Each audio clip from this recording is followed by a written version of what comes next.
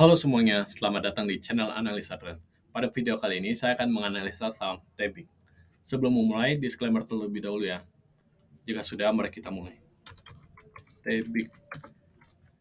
Saya akan mulai analisa dari time frame monthly dengan skala logaritma. Nah, kita mulai dari analisa Ichimoku. Nah, di sini kita bisa lihat Senko Span being flat, A-nya flat, Kijun Sen, Tenkan Sen seluruhnya flat, tapi harga di atas Kumo. Nah, ini menandakan bahwa sebenarnya ini masih uptrend. Nah, dia cuma sedang terkoreksi saja, yang nantinya akan melanjutkan kenaikan, oke? Nah, untuk resistennya sendiri, ini terlihat jelas di 3450. Nah, terus di time frame weekly, ini juga flat ya semuanya. Ini Senko Span angin naik, B-nya flat, B-nya naik, A-nya flat, Kijun Sen, Tenkan Sen, Chikou juga flat semua ya. Ini resistensinya di 3240 dan supportnya di sini 2670. Oke. Nah, di daily, kalau di daily kita lihat juga flat ya. Dengan resistance di sini 3050 dan supportnya ada di sini 2830. Oke. Nah, karena dia daily weekly flat, tapi sebenarnya di monthly itu sebenarnya cuma koreksi saja. Oke. Nah, kita coba analisa dengan Elliott Wave. Nah, di sini kalau dilihat, ini naik bisa satu, bisa dua. Ini bisa satu atau A, ini bisa dua atau B. Nah, kenaikan sekarang ini bisa tiga atau C. Nah, jadi kita cukup fokus ke kenaikan ini, oke? Nah, saya turun time frame weekly biar lebih jelas. Nah, oke. Di sini kita bisa lihat kalau ini wave 1, wave 2, A, B, C kan. Terus wave 3, wave 4, dan ada wave 5. Oke. Kalau kita lihat gambarnya akan sama seperti yang di Ichimoku di time frame monthly. Jadi kita hapus saja yang tanda panahnya. Nah, terus sekarang di sini apakah kita perlu fokus ke sini? Countingnya. Sebenarnya kalau kalian menggunakan pure Elliott Wave, itu kalian pasti akan lanjut fokus ke counting wave 4. Cuma di sini saya mau persimpel aja. Nah, bisa jadi kalian bisa counting ini. Tapi karena ini kelihatannya agak ribet, ini bisa jadi complex correction. Nah, untuk persimpel, kalian bisa tarik ini trend line. Nah, sini ke sini. Jadi ini kayak channel lah sebenarnya. Nih, kalian juga bisa pakai Fibonacci channel dari ujung wave 3 ke sini. Terus ujung satu linknya di sini ya. Nah, jadi selama harga masih di dalam channel ini, ya udah kita anggap aja ini masih wave 4. Ini masih terjadi koreksi. Kalau dia sideways, udah masih koreksi. Kecuali kalau dia bisa tembus ini 0%-nya. Kalau dia tembus ini berarti itu konfirmasi wave 4-nya sudah selesai, oke? Nah, sekarang saya mau coba cari turun wave 4-nya itu sampai di mana, oke? Nah, untuk penurunan wave 4 kita cukup pakai Fibonacci retracement di sini ke sini. Nah, kita bisa lihat ini sekalian cari klasik ya, klasik support ada di sini kan. Ini kebetulan klasik support di 2000 dan ada di Fibonacci 0,38. Ini cukup kuat klasik supportnya. Nah, terus di sini juga bisa jadi support di 2400. Ini bisa jadi sebelumnya resistance terus become support. Terus ini juga ada angka psikologi 2400. Nah, kita udah dapat dua support ya. Nah, untuk ini kalau misalnya ini wave 4 berarti level invalidation secara Elliott Wave itu di ujung wave 1, oke? Jadi kalau misalnya harga turun di bawah 1370 berarti fix analisa ini salah, oke? Jadi sebenarnya ini bukan wave 4 kalau misalnya dia turun sampai sini ya, oke?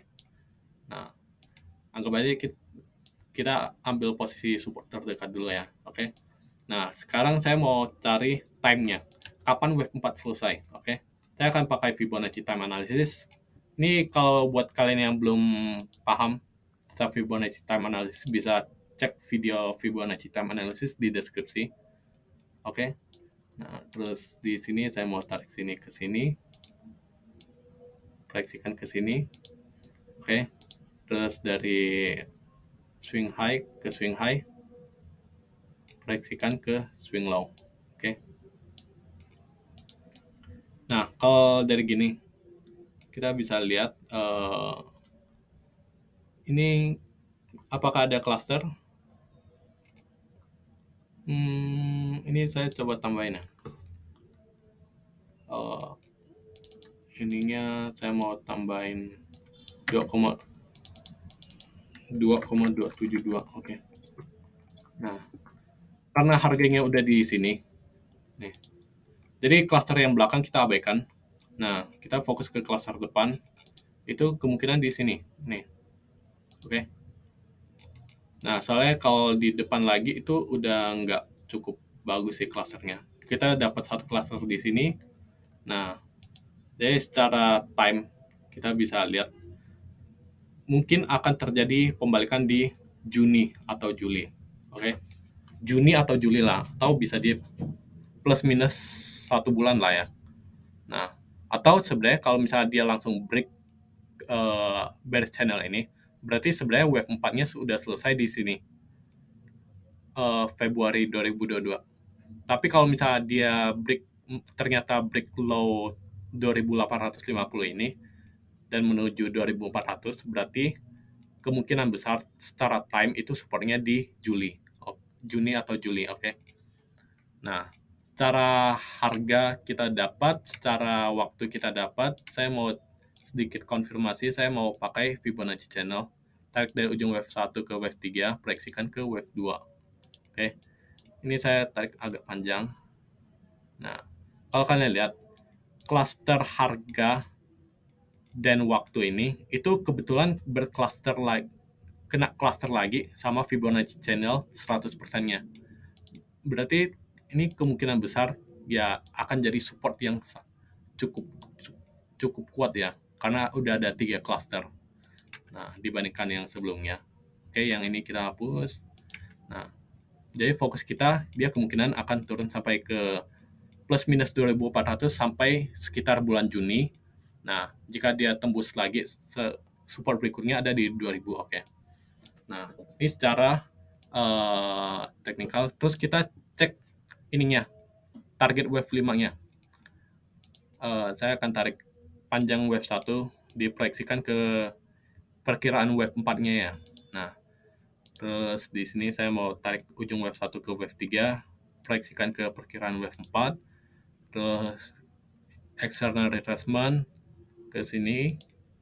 Nah, terus saya mau kombinasikan juga sama ini, secara time frame yang lebih besar ya. Ini kan bisa 1 atau A, ini 2 atau B, ini 3 atau C. Jadi kita anggap A, B, C kan misalnya.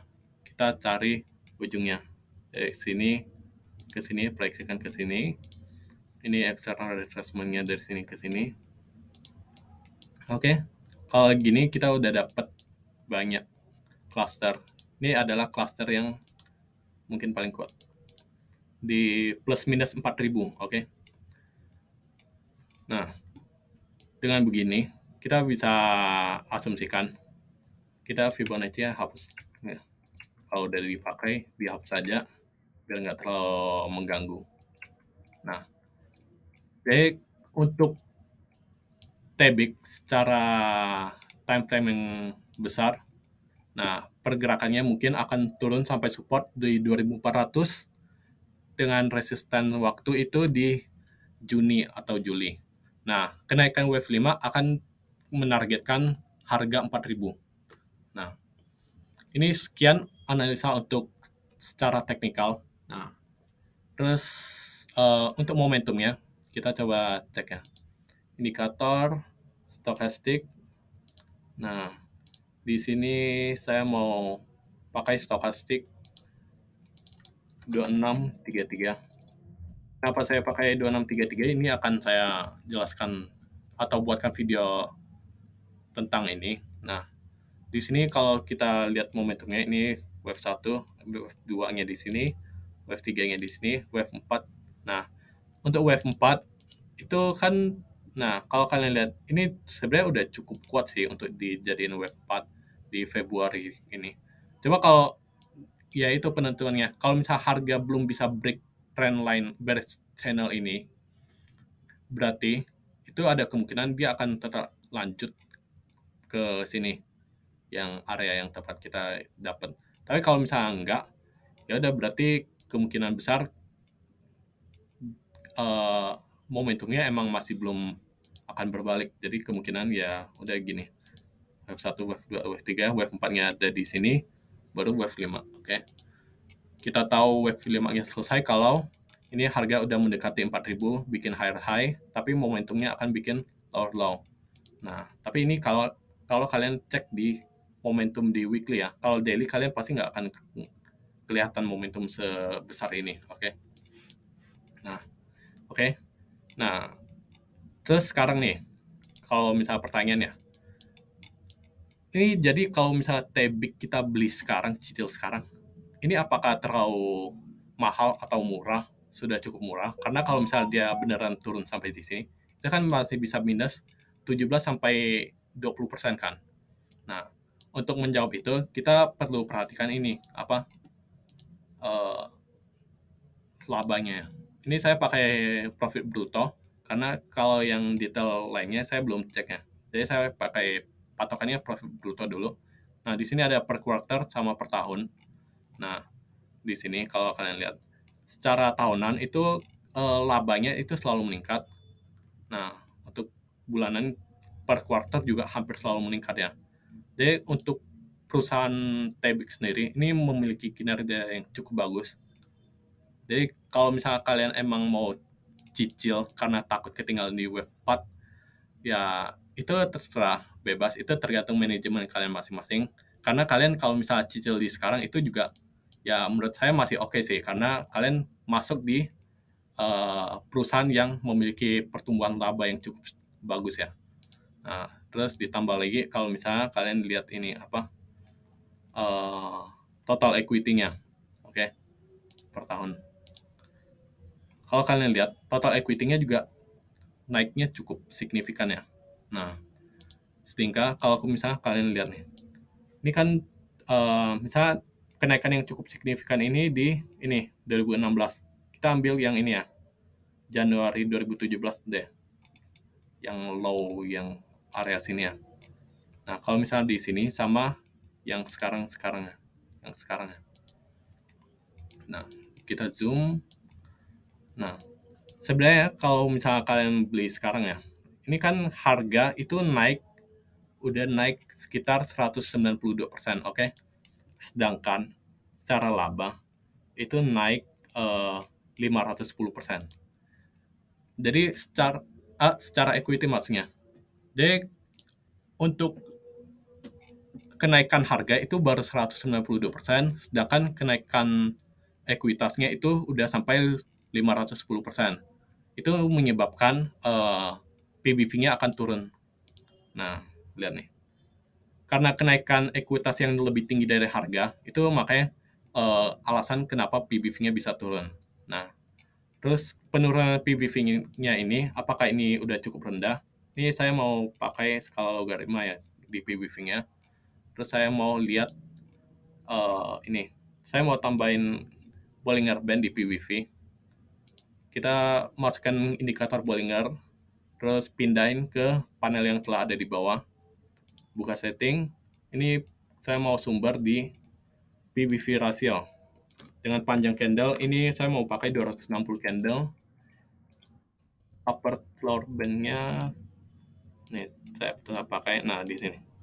Kalau kalian lihat ya, di sini Bollinger Band di fokus ke bagian PBV ratio. Ini kan PBV ratio.